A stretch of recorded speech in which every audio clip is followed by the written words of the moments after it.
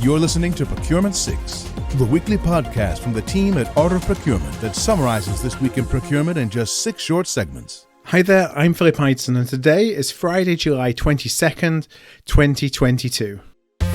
6. This week marked a milestone for Art of Procurement with our 500th episode. And so for Procurement 6 this week, I thought I'd do something a little bit different and share 5 learnings from those 500 episodes on what the leading procurement teams are doing to become indispensable to their teams. Now we're going to be exploring these in more detail actually in a subsequent episode of Art of Procurement, plus one more that I don't mention today. But before I do that, I actually want to give some thank yous.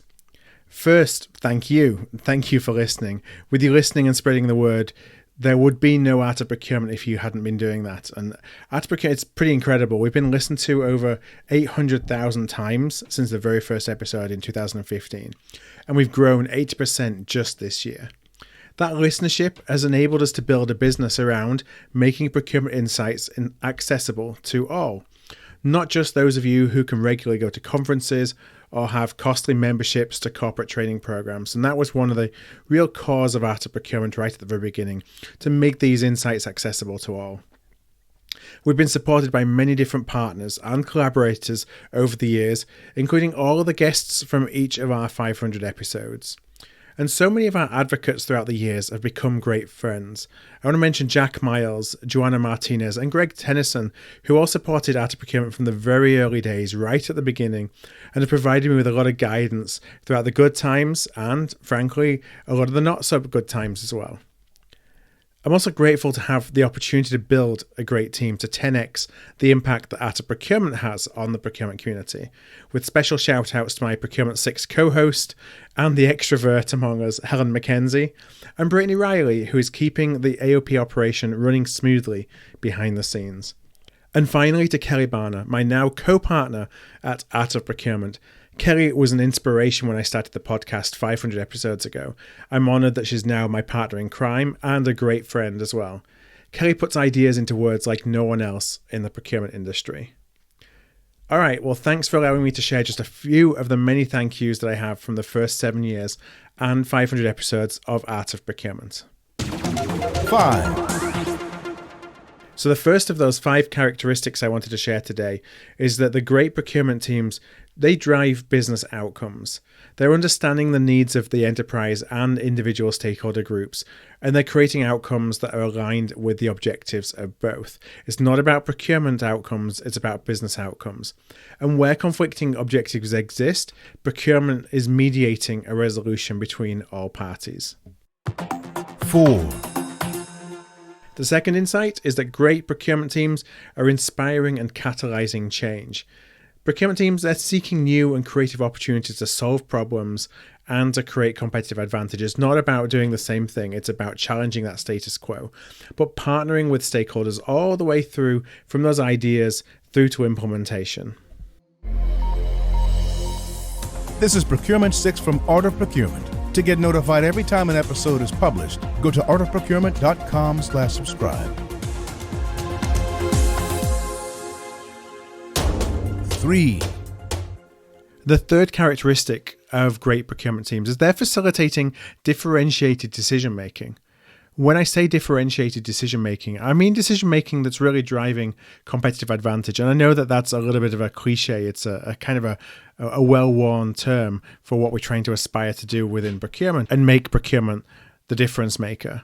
In doing so, they're gathering and synthesizing information from a range of internal and external sources to form not just insights, but actually contextualized insights. They're taking all that data to create insights that are contextualized for the specific situation of a category or of a stakeholder needs or a business situation. And then using those contextualized insights to help the business make smarter business decisions. 2. The fourth differentiator of these great procurement teams is they're utilizing a fit-for-purpose operating model.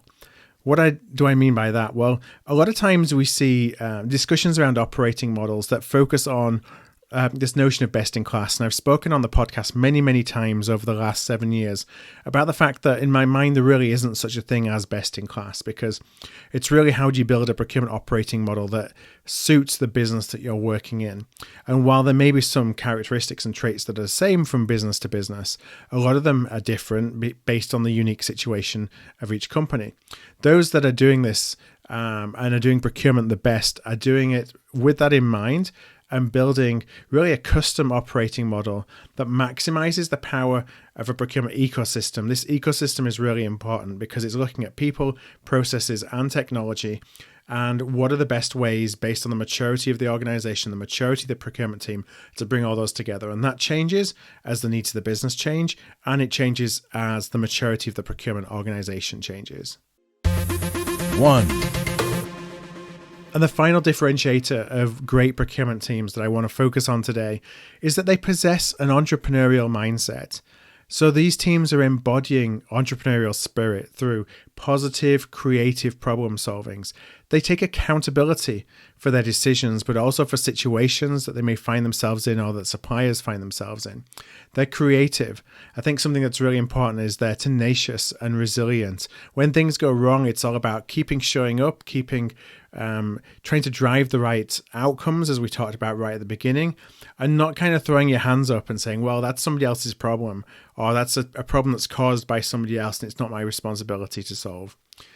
Entrepreneurial mindset and teams with entrepreneurial mindset also are really action-oriented, and something that's truly important that I really strongly believe in is that they operate with unimpeachable ethics. We can all probably think of industries or situations where, it's been easy to not be entirely truthful with the facts or the data to drive an outcome which you believe is the best outcome for you. Those who are really leading the way, they're not doing that. They are operating with these unimpeachable ethics.